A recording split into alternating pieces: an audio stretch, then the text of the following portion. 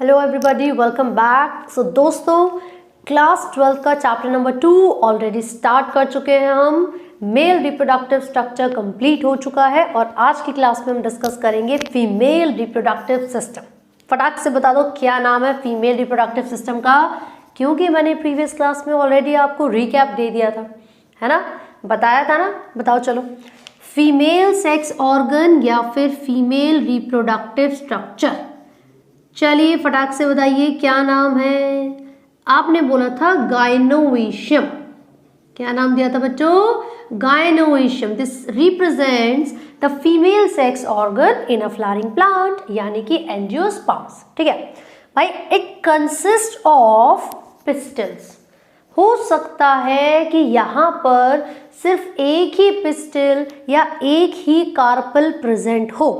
ठीक है, पहले मैं आपको बता दूं कि जो गाइनोशियम है ये साइंटिफिक टर्म है फीमेल सेक्स ऑर्गन के लिए, और जो बचपन से आप टर्म्स यूज करते आ रहे हैं वो क्या टर्म्स थी?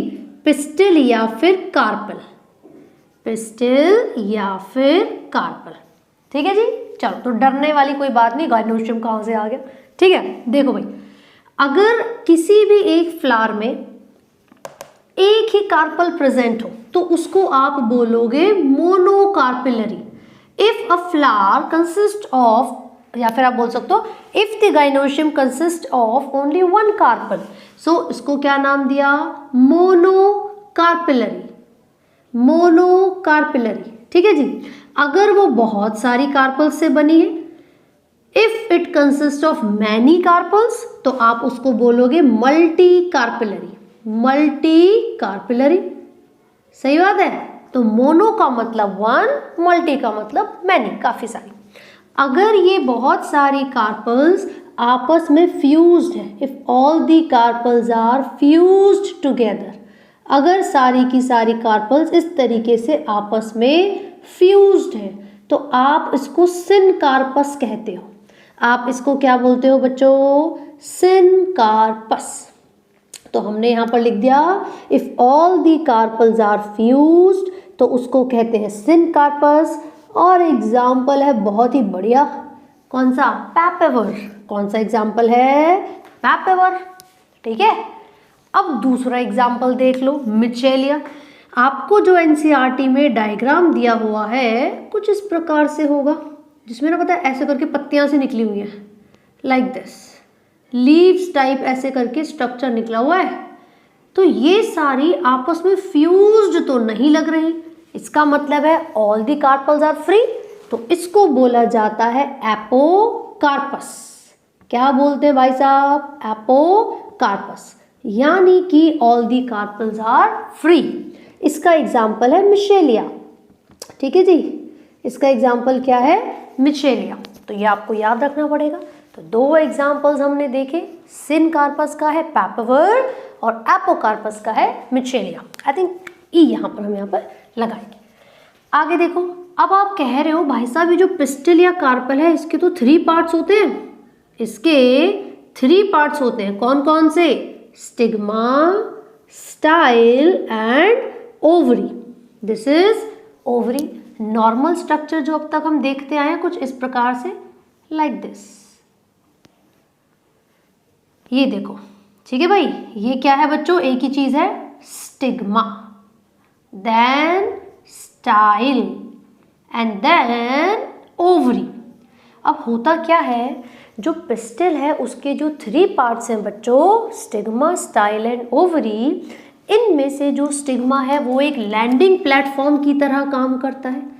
ये एक लैंडिंग प्लेटफॉर्म की तरह काम करेगा, और जो पॉलन ग्रेन्स हवा के बहाव के साथ या फिर किसी इंसेक्ट के थ्रू या फिर वाटर के थ्रू यहाँ तक पहुँचेंगे, उन पॉलन ग्रेन्स को रिसीव करने का काम स्टिग्मा का ही होता है। ये जो स्टिग्मा है ये प्रोड्यूस करती है एक तरीके की शुगर को। It produces a kind of chemical, और जब पॉलन ग्रेन उस केमिकल को रिकॉग्नाइज करेगा तो ये स्टिग्मा पहचान जाएगी, भाई ये तो अपने टाइप का पॉलन ग्रेन है, चलो चलो उसको एक्सेप्ट कर लेते हैं। ठीक है, तो एक तरीके से कीमोट्रोपिज्म के इंटरैक्शन के रिजल्ट में जो पॉलन ग्रेन है उसको रिसीव किया स्टिग्मा ने, और यहाँ पर एक ट्यूब बन जाएगी जर्म पोर से। प्रीवियस क्लास में मैंने समझाया था ना जर्म पोर क्या है, तो बेटा वहाँ से एक ट्यूब बनेगी जिसको आप पॉलन ट्यूब कहते हो। उसी पॉलन ट्यूब के थ्रू जो 2 मेल गैमेट्स प्रेजेंट है इस पॉलन ग्रेन के अंदर, वो दोनों मेल गैमेट ओव्यूल के अंदर चले जाएंगे। ठीक है भाई, तो क्या काम है स्टिग्मा का बताओ? Landing platform to receive the pollen grains. आगे देखो, ये जो एक ट्यूब लाइक स्ट्रक्चर यहाँ से अराइज करती है स्टिग्मा से, जो कि एक्सटेंड करती है बल्की पोर्शन तक। बल्जी जो रीजन होता है बेस पर उसको ओवरी कहते हैं। ठीक है, तो बेसल जो पार्ट होता है, बल्जी जो पार्ट होता है पिस्टिल का, बेटा वो ओवरी है। ये स्टाइल कनेक्ट करती है स्टिग्मा को ओवरी से, and with in the ovary is present ovule. ठीक है, और जो ओव्यूल की कैविटी है, जो ओवेरियन कैविटी होती है, उसको लोक्यूल कहा जाता है। उसको क्या कहते हैं? लोक्यूल। यहां पर लिख लेते हैं फटाफट से, ओवेरियन कैविटी या फिर लोक्यूल। ठीक है भाई, साथ ही साथ बच्चों आपने 11th स्टैंडर्ड में पढ़ा था प्लेसेंटेशन के बारे में। क्या होता है कि किसी भी एक ओवरी के अंदर जो ओव्यूल की पोजीशन होती है वो वेरी कर सकती है। ठीक है, and the arrangement of ovule with in the ovary is called placentation. हमने पढ़ा था किसी भी ओव्यूल में जो ओवरी की अरेंजमेंट, किसी भी ओवरी में ओव्यूल की जो अरेंजमेंट होती है वो प्लेसेंटेशन होती है। सही बात है। तो यहाँ पर जो ओव्यूल है ना, इसकी अरेंजमेंट और इसके नंबर वेरी कर सकते हैं। अगर मैं एक एग्जाम्पल लूँ व्हीट और राइस का, तो सिंगल ओव्यूल होते हैं। वहीं पर मैं पपाया का एग्जाम्पल ले लूँ, वाटरमेलन, ऑर्किड्स, भाई मल्टीपल ओव्यूल्स भी प्रेजेंट हो सकते हैं। चलो ये तो सेम ही स्ट्रक्चर है, तो यहाँ पर लिख देते हैं ज़रा 1-2 पॉइंट। कौन सा पॉइंट? प्लेसेंटेशन। प्लेसेंटेशन का मतलब फटाक से बता दो, द अरेंजमेंट ऑफ, किसकी अरेंजमेंट की बात हो रही भाई साहब? Ovules with in the ovary. The arrangement of ovules with in the ovary, उसी को कहा जाता है प्लेसेंटेशन। और यहाँ पर बच्चों ओव्यूल को हमने एक नाम दिया है, वो है माइक्रोस्पोरेंजिया। क्या नाम है? माइक्रोस्पोरेंजिया। ठीक है, यहाँ लिख दूँ, इसको हटा के यहाँ लिख देती हूँ। ओव्यूल को मैंने किससे रिप्रेजेंट किया? ओव्यूल का मतलब है माइक्रो नहीं, सॉरी मेगा, अभी हो जाती ना गड़बड़। माइक्रो शब्द का प्रयोग हमने मेल के लिए किया था, यहाँ पर हम मेगा यूज करेंगे फीमेल के लिए। ठीक है, तो बता देना अगर मैं दोबारा माइक्रो बोल दूँ तो, ठीक है ना, वो गलती से मिस्टेक हो जाता है यार। हम बात कर रहे हैं बच्चों मेगा स्पोरेंजियम। ठीक है, mega is used for female. तो ये मेगा स्पोरेंजियम किसको रिप्रेजेंट करेगा? ओव्यूल को। मेगा स्पोरेंजियम किसको रिप्रेजेंट करता है? ओव्यूल को। ठीक है, ये जो शब्द है ना megasporangium, megasporangia, singular plural के लिए इस्तेमाल होते हैं। तो ये तो क्लियर हो गया, जो ओव्यूल है वो क्या है? Mega sporangia. ठीक है, यहाँ पर मैं आपको एक एनाट्रोपस यानी कि इन्वर्टेड ओव्यूल का स्ट्रक्चर बना के दिखाऊंगी। Anatropous, look at this diagram, come on. It appears like this. ये आपके एनसीईआरटी में कुछ इस प्रकार से गिवन है। ठीक है, सो मैं वैसे ही बनाने की कोशिश कर रही हूँ। ये कुछ इस प्रकार से, क्षमा कीजिएगा अगर थोड़ा सा सुंदर डायग्राम ना बन पाए। ऐसे तो ड्राइंग बढ़िया है मेरी, ऐसी कोई दिक्कत वाली बात नहीं है। तो बाकी देखते हैं। ठीक है, ये देखो लाइक दिस। तो ये जो एनाट्रोपस ओव्यूल है यानी कि जो इन्वर्टेड ओव्यूल है बच्चों, एनाट्रोपस शब्द का मतलब ही इन्वर्टेड होता है। इसमें बोला क्या है? कह रहे हैं कि किसी भी ओवरी के अंदर जो ओव्यूल की अरेंजमेंट है, आपने अभी खुद देखा था कि वो वेरी कर सकती है। कई बार ऐसा होता है कि जो ओव्यूल है वो ओवरी के 90 डिग्री के यानी कि राइट एंगल पर हो। कई बार ऐसा हो सकता है कि वो हॉर्स शू शेप में हो। कई बार ऐसा हो सकता है जैसे कि प्रिमिटिव टाइप ऑफ जो ओव्यूल की हम बात करते हैं वो सेंट्रल ना होकर साइड में भी प्रेजेंट हो सकता है। तो जो ओव्यूल की पोजीशन है वो वेरी कर सकती हैं। उसमें से एक मैंने यहाँ पर जो डायग्राम के थ्रू आपको समझाया वो है anatropous ovule. This anatropous word means inverted. ठीक है, ये कैसा है बच्चों? इनवर्टेड। सो एक्चुअल में इसको ऐसे होना चाहिए था। ठीक है ना। तो यहाँ पर आप देख रहे हो मैंने एक स्टॉक लाइक स्ट्रक्चर बनाया है। ये वो स्टॉक है जो इस पूरे ओव्यूल को ओवरी के अंदर जोड़कर रखेगी and this stock like structure is called funicle. इस स्टॉक लाइक स्ट्रक्चर को हम क्या कहते हैं? फ्यूनिकल। भाई साहब नीट में ये शब्द अगर दिख जाए ना, स्टॉक, अगर एनाट्रोपस ओव्यूल से रिलेटेड है, आंख बंद करके फ्यूनिकल पे टिक लगा देना। ठीक है भाई। दूसरा यहाँ पर क्या प्रेजेंट है? ये एम्ब्रियो सैक प्रेजेंट है। This is embryo sac. ये मैं लेबलिंग कर देती हूँ। चलो, ये क्या मैंने बनाया? ये मैंने एम्ब्रियो बना दिया। ये मैंने एम्ब्रियो बना दिया। इस एम्ब्रियो के सराउंडिंग में कुछ स्पेशलाइज्ड सेल्स प्रेजेंट है। इन स्पेशलाइज्ड सेल्स को हम न्यूसेलस कहते हैं। इन स्पेशलाइज्ड सेल्स को हमने क्या नाम दिया बच्चों? न्यूसेलस। ये जो ओपनिंग आपको यहाँ पर नजर आ रही है ये माइक्रोपाइल होती है और इस माइक्रोपाइल की प्रेजेंस की वजह से ही ये वाला जो सिरा है, ये वाला जो एंड होता है ओव्यूल का, ये माइक्रोपाइलर रीजन है और इसका जो ऑपोजिट एंड होता है बच्चों ये चैलेजल रीजन है। चैलेजल रीजन है। ठीक है। लेकिन क्वेश्चन आपसे पूछा जाएगा बेटा एक ओव्यूल है यानी कि एक माइक्रोस्पोरेंजियम है, आप मुझे बताइए किसी भी ओव्यूल में एम्ब्रियो की जो पोजीशन होती है वो किसके नज़दीक है? वो माइक्रोपाइल के क्लोज है या फिर चैलेजल के? भाई मुझे अपनी 4 आंखों से नजर आ रहा है माइक्रोपाइल के क्लोज है। सही बात है ना। So this is very close to micropyle region. खत्म, 4 नंबर मिल गए नीट में हमें। ऐसे क्वेश्चन पूछेंगे। दूसरा question, a stock like structure which connects या फिर जो अटैचमेंट प्रोवाइड करवाती है पूरी प्लेसेंटेशन और ओव्यूल के बीच में या फिर ओवरी और ओव्यूल के बीच में, तो आपका आंसर क्या होगा? फ्यूनिकल होगा, स्टॉक लाइक स्ट्रक्चर। ठीक है। पर एक प्रश्न कुछ इस प्रकार से भी आता है, बेटा फ्यूनिकल को इस पूरे ओव्यूल से जोड़ने का काम कौन कर रहा है? There is a scar, there is a junction जो कि फ्यूनिकल और ओव्यूल को जोड़ता है, उसको कहते हैं हाइलम। क्या कहते हैं बच्चों? हाइलम। ठीक है। तो ये आपको याद रखना होगा कि जो एनाट्रोपस ओव्यूल है यानी कि जो इन्वर्टेड स्ट्रक्चर है ओव्यूल का, उसमें ये कौन कौन सी लेबलिंग्स हैं? Embryo sac surrounded by nucellus. जो न्यूसेलस के सेल्स होते हैं दीज हैव डेंस साइटोप्लाज्म। इनके अंदर इतना ज़्यादा मात्रा में साइटोप्लाज्म प्रेजेंट है कि ये न्यूट्रिशन देने का काम करते हैं एम्ब्रियो को। और बताओ। ठीक है। तो फिर से this entire structure is an ovule और ओव्यूल किसके इक्विवेलेंट है? मेगास्पोरेंजिया या फिर मेगास्पोरेंजियम। राइट। दूसरा, ये जो एम्ब्रियो यहाँ पर आपको नजर आ रहा है, this embryo sac is also known as female gametophyte.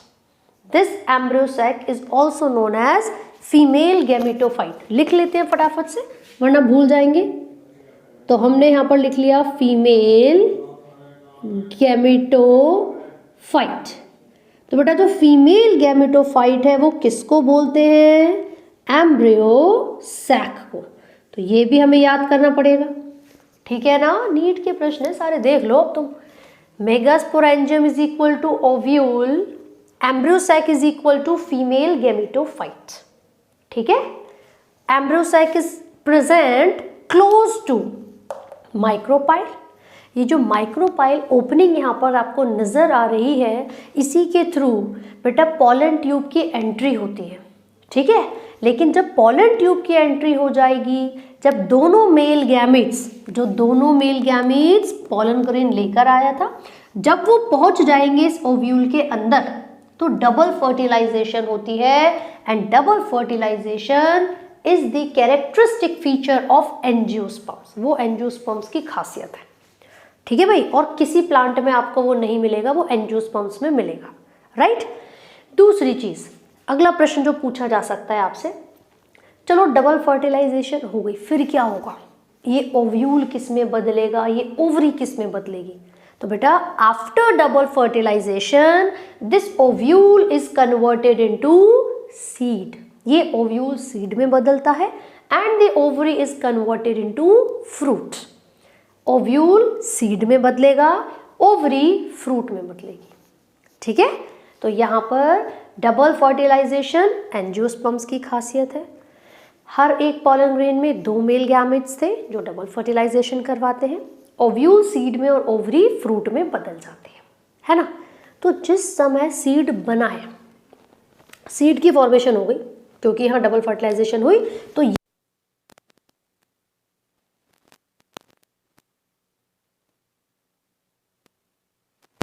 ये इंटीग्यूमेंट्स होती हैं, integuments, outer integument and inner integument. ये जो आउटर और इनर इंटीग्यूमेंट्स यहाँ पर प्रेजेंट हैं, जब सीड की फॉर्मेशन हो जाएगी तो outer integument outer seed coat में बदल जाता है, उसको टेस्टा कहते हैं, और inner integument inner seed coat में बदलता है जिसको टेगमेन कहा जाता है। तो फटाफट से लिख देते हैं। चलो एक बहुत ही इंपॉर्टेंट नोट हम आपको बता रहे हैं, आफ्टर फर्टिलाइजेशन क्या होता है, तो लिख लिया हमने पोस्ट फर्टिलाइजेशन, यानी कि फर्टिलाइजेशन के बाद इनर इंटीग्यूमेंट किस में बदला, inner integument inner seed coat में बदलेगा, उसको टेगमेन कहा जाता है। Outer integument outer seed coat में बदलता है जिसको टेस्टा कहा जाता है। ओव्यूल बदल जाता है सीड्स में एंड ओवरी बदल जाती हैं फ्रूट्स में।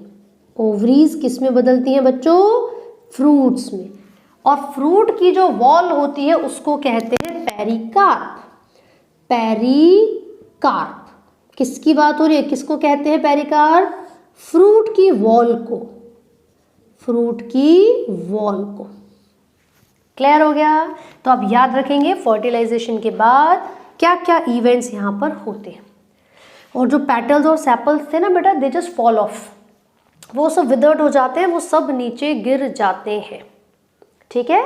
चलो तो ये तो मुझे समझ में आ गया कि जब भी हम फीमेल गैमेटोफाइट की बात करेंगे तो एम्ब्रियोसैक, माइक्रोस्पोरेंजियम मेगास्पोरेंजियम की बात करेंगे तो ovule, female sex organ gynoecium या पिस्टिल, उसके 3 पार्ट्स हैं, स्टिग्मा, स्टाइल, ओवरी। स्टिग्मा ने पॉलन ग्रेन को रिसीव किया, वहाँ से पॉलन ट्यूब बनी स्टाइल के थ्रू, दोनों मेल गैमेट्स ओव्यूल के अंदर पहुँच गए, डबल फर्टिलाइजेशन हो गई।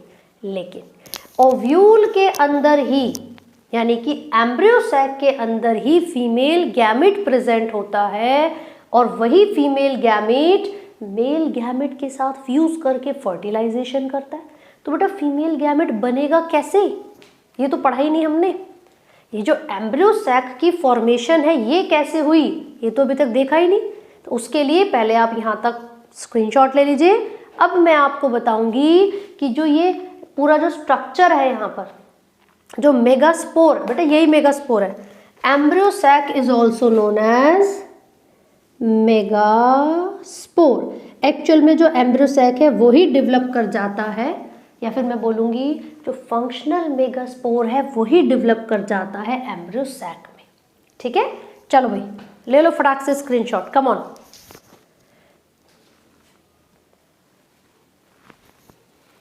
कम ऑन बच्चों, हो गया ना। चलिए तो अब हम देखेंगे जो मेगास्पोरेंजियम है, यानी कि जो ये ओव्यूल है इसके अंदर मेगास्पोर यानी कि एम्ब्रियोसैक की फॉर्मेशन कैसे होती है। चलो मैं रब कर रही हूँ, आपने स्क्रीनशॉट ले लिया होगा, उन्हीं से ही आप नोट्स प्रिपेयर करना। फिर अगर एनसीईआरटी खोल के देखोगे ना एकदम मस्त मज़ा आ जाएगा, कहोगे अरे ये तो सब पढ़ा रखा है मैम ने, एक एक लाइन समझ में आएगी आप लोगों को, ठीक है भाई। चलो और फिर उसके बाद क्या करोगे, जो इम्पॉर्टेंट क्वेश्चंस की पीडीएफ मैंने भेज रखी है टेलीग्राम ग्रुप में वो आप ज़रूर देखना, आपको पूरे चैप्टर के क्वेश्चन आंसर्स भी वहाँ पर मिल जाएंगे, है ना। चलो देखो उधर, हम बात कर रहे हैं मेगास्पोरोजेनेसिस की। अब मेगास्पोरोजेनेसिस का क्या मतलब है भाई? मेगास्पोर मदर सेल से मेगास्पोर की फॉर्मेशन का प्रोसेस, ठीक है। The process of formation of megaspore from megaspore mother cell through meiosis is called megasporogenesis, ठीक है। Now look at the structure. यहाँ पर हमारे पास मेगास्पोर मदर सेल है। ये सब किसके अंदर प्रेजेंट थे बेटा? मेगास्पोरेंजियम के अंदर। ये सब किसके अंदर प्रेजेंट थे? मेगास्पोरेंजियम के अंदर। ये न्यूक्लियस है, ठीक है। कौन सा सेल है ये? This is megaspore mother cell. सही बात है। Now this megaspore mother cell will undergo meiosis 1। ये कौन सी डिवीजन कर रहा है? ये करेगा मियोसिस 1। और मियोसिस 1 के रिजल्ट में हमें 2 हैप्लॉइड स्पोर्स मिलेंगे। मियोसिस 1 के रिजल्ट में 2 हैप्लॉइड स्पोर्स हमको मिल गए। तो मैंने बोला कि जब मेगास्पोर मदर सेल में मियोसिस 1 हुई तो हमें मेगास्पोर डायाड मिल गया। मेगास्पोर डायाड, डाय का मतलब 2 होता है, ठीक है भाई। Now it will undergo meiosis 2। अब इसने की मियोसिस 2 और मियोसिस 2 के रिजल्ट में 4 हैप्लॉइड स्पोर्स की फॉर्मेशन हुई। बेटा मियोसिस 2 के रिजल्ट में क्या बना? 4 हैप्लॉइड स्पोर्स की फॉर्मेशन हुई। चलो बहुत बढ़िया, 4 हैप्लॉइड स्पोर्स हमें मिल गए। तो हमने इनको क्या नाम दिया? मेगास्पोर टेट्राड, क्योंकि टेट्रा का मतलब होता है 4, ठीक है। लेकिन बेटा जैसे मेल के अंदर एंथर में बहुत सारे माइक्रोस्पोर मदर सेल्स थे। वो माइक्रोस्पोर मदर सेल्स पहले मियोसिस 1 करेंगे और फिर मियोसिस 2। वहाँ पर भी 4 हैप्लॉइड सेल्स बनेंगे और उन चारों हैप्लॉइड स्पोर्स को माइक्रोस्पोर्स कहा जाता है मेल के केस में। लेकिन फीमेल के केस में हमने इनको नाम दिया है मेगास्पोर्स। डिफरेंशिएशन आपको पता चल गया। वहाँ पर चारों के चारों जो माइक्रोस्पोर्स थे वो पॉलन ग्रेन में रिड्यूस्ड हो गए। लेकिन यहाँ पर ऐसा नहीं होगा। Only 1 out of these 4 megaspores will develop into a functional embryo sac। फिर से सुनिए, यहाँ पर ऐसा नहीं होगा। यहाँ पर 4 में से 3 डीजेनरेट कर जाते हैं due to the lack of sufficient nutrition. Sufficient amount of nourishment ना मिलने के कारण 4 में से 3 मेगास्पोर्स डीजेनरेट करेंगे और सिर्फ एक ही मेगास्पोर है जो फंक्शनल एम्ब्रियो सैक में डेवलप करेगा। सही बात है, मजा आ गया एकदम सुन के। चलो भाई, अब ये जो फंक्शनल मेगास्पोर है, now it will undergo differentiation.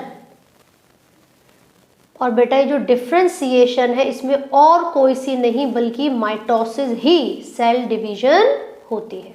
तो यहाँ पर क्या हुआ? इसने 2 सेल्स बनाए, ठीक है। अब फिर क्या करेगा? माइटोसिस दोबारा हो रही है, 4 सेल्स यहाँ पर बन गए। एक बार और यहाँ पर माइटोसिस हुई और टोटल कितने सेल्स यहाँ पर बन गए? जल्दी से बता दो भाई। हाँ जी, 8 सेल्स यहाँ पर बन गए। यही सेल्स रीअरेंज करते हैं और मैच्योर एम्ब्रियो सैक में बदल जाते हैं। तो यहाँ पर एक मैच्योर एम्ब्रियो सैक का स्ट्रक्चर देख लो बेटा, वही स्ट्रक्चर है इस तरीके से। मैच्योर एम्ब्रियो सैक का स्ट्रक्चर है जो मैं आपको यहाँ पर बना के दिखा रही हूँ।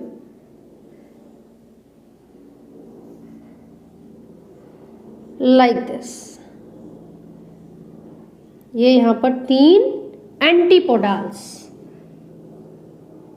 ये दोनों हैं सिनर्जिड्स, ये दोनों हैं synergids. This is egg cell, this is egg cell. और सेंटर में जो दो सेल्स थे वो आपस में कर गए फ्यूज। सेंटर में जो दो सेल्स थे उन्होंने आपस में कर लिया फ्यूजन। ठीक है, तो एक बार लेबलिंग कर लेते हैं बेटा। ये जो तीनों सेल्स आपको नजर आ रहे हैं इन तीनों को कहते हैं एंटीपोडाल्स। एंटीपोडाल्स। ये कौन सा रीजन है आपको पता है? ये चैलेजल एंड है। ये कौन सा एंड है? चैलेजल एंड है। एंड ये जो रीजन यहाँ पर आपको नजर आ रहा है ये माइक्रोपाइल रीजन है। This is micropylar and. ठीक है, ये जो दो सेल्स यहाँ पर दिख रहे हैं बच्चों इनको कहते हैं सिनर्जिड्स। इनको क्या कहते हैं? Synergids. This is egg cell. ये क्या कहलाता है? Egg cell. सिनर्जिड्स की एक खासियत है, यहाँ पर कुछ फिंगर लाइक प्रोजेक्शंस प्रेजेंट होती हैं। These are called filiform apparatus. क्या कहते हैं इनको? Filiform apparatus. ठीक है जी। क्वेश्चन ये है फिलीफॉर्म अपैरेटस का फंक्शन क्या होता है? तो आप बताएंगे इनका फंक्शन क्या है भाई? Their function is to guide the pollen tube.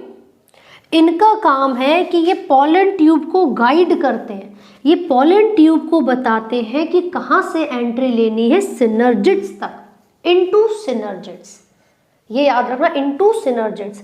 Into polar nuclei लिखा होगा, इनटू एंटीपोडाल लिखा होगा तो वो गलत है। ठीक है, तो बहुत ही इंपॉर्टेंट, फिलीफॉर्म अपैरेटस का फंक्शन होता है to guide the pollen tube into synergids. इन तीनों सेल्स को एक साथ मिलाकर एग अपैरेटस कहा जाता है। एग अपैरेटस कहा जाता है। क्लियर होगी बात? ये जो सेंटर में दोनों सेल्स आपस में फ्यूज कर चुके हैं ये सेंट्रल सेल है। ये सेंट्रल सेल है, या फिर इनको हमने दूसरा नाम क्या दे दिया बेटा? Polar nuclei. सेकेंडरी सेल भी कहा जाता है इनको, और पोलर न्यूक्लियाई भी कहा जाता है। ठीक है बच्चों, अब एक बार आप मुझे बताइए मेगास्पोरोजेनेसिस और माइक्रोस्पोरोजेनेसिस में क्या डिफरेंस है? माइक्रोस्पोरोजेनेसिस में चारों के चारों माइक्रोस्पोर्स मस्त डेवलपमेंट कर रहे थे, चारों के चारों पॉलन ग्रेन्स में रिड्यूस्ड हो गए।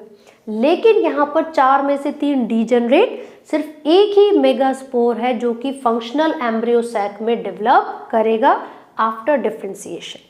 तो क्योंकि यहाँ पर जो डेवलपमेंट हो रही है बेटा वो सिर्फ एक ही मेगास्पोर से हो रही है, this type of development is called monosporic development. तो याद रखिए, जब एक सिंगल मतलब वन, जब एक सिंगल मेगास्पोर आगे चलकर फॉर्मेशन करेगा किसकी? एक मैच्योर एम्ब्रियो सैक की। ठीक है, तो उसको बोलेंगे मोनोस्पोरिक डेवलपमेंट। एक सिंगल स्पोर से कंप्लीटली मैच्योर एम्ब्रियो सैक बनेगा, है ना? तो यहाँ पर जो एम्ब्रियो सैक बना है वो आपके सामने है। टोटल 8 सेल्स यहाँ पर थे, लेकिन क्योंकि सेंटर वाले जो दोनों सेल्स हैं वो आपस में फ्यूज कर चुके हैं, तो जो स्टेज यहाँ पर बनी है उसको कहते हैं 7 सेल्ड एंड 8 न्यूक्लिएट। बेटा क्योंकि सेंटर वाले दोनों सेल्स आपस में कर चुके हैं फ्यूज, तो हमारे पास कितने सेल्स बचे? 7 सेल्स, लेकिन सबके न्यूक्लियस इंडिविजुअल है 1 2 3 4 5 6 7 8। तो कितने न्यूक्लियस? 8 न्यूक्लियस। ठीक है, दूसरा प्रश्न पूछा जाता है कि ये जो मैच्योर एम्ब्रियो सैक है इसमें जो न्यूक्लियस की अरेंजमेंट है वो कैसी है? तो आप बोलेंगे न्यूक्लियस की अरेंजमेंट 3 + 2 + 3 है। 3 एंटीपोडाल्स, 2 पोलर न्यूक्लियाई और 3 इन सबको मिला के एग अपैरेटस। ये न्यूक्लियस की अरेंजमेंट। अगर मोनोस्पोरिक की जगह पर पॉलीगोनियम एम्ब्रियो सैक लिखा हो तो भी वो इस मैच्योर एम्ब्रियो सैक की ही बात कर रहे हैं, क्योंकि बहुत सारे सेल्स प्रेजेंट होते हैं इस मैच्योर एम्ब्रियो सैक में। तो मोनोस्पोरिक हो या पॉलीगोनियम हो एक ही बात है। ठीक है, so here we are talking about a mature embryo sac. Embryo sac मतलब फीमेल गैमेटोफाइट। क्लियर हो गया? तो ये बहुत ही इंपॉर्टेंट डायग्राम है बच्चों। किसका डायग्राम है ये? मैच्योर एम्ब्रियो सैक का डायग्राम है। मैच्योर एम्ब्रियो सैक का डायग्राम है। किससे डेवलप हुआ? एक सिंगल मेगास्पोर से। तो किस तरीके की डेवलपमेंट? मोनोस्पोरिक। कैसी डेवलपमेंट है? मोनोस्पोरिक। अच्छा, फिर इसका फंक्शन भी लिख देती हूँ। इसका फंक्शन क्या है भाई? To guide the pollen tube, to guide the pollen tube into the synergids, into the synergids. ठीक है, तो ये एक बहुत ही इंपॉर्टेंट क्वेश्चन बन जाता है। फिलीफॉर्म अपैरेटस का फंक्शन अगर कभी पूछ लिया जाए बच्चों, तो आप डायरेक्टली क्या लिख सकते हैं? इसका रोल होता है कि ये पॉलन ट्यूब को गाइड करेगा इनटू द सिनर्जिड्स। ठीक है भाई, सो ये हमने कवर कर लिया है female gametophyte, female sex organ, और जो पूरा जो स्ट्रक्चर है, पिस्टिल, कार्पेल, एनाट्रोपस, ओव्यूल और एम्ब्रियोस है, ये सारे ही इंपॉर्टेंट है। सो यहाँ तक बहुत अच्छे से आप रखेंगे। जो भी डाउट्स हैं कमेंट्स में पूछिए, टेलीग्राम के ग्रुप को ज्वाइन कर लीजिए और इस तीव्र बैच के बारे में अपने सारे दोस्तों को बता दीजिए। All the best everyone, bye bye.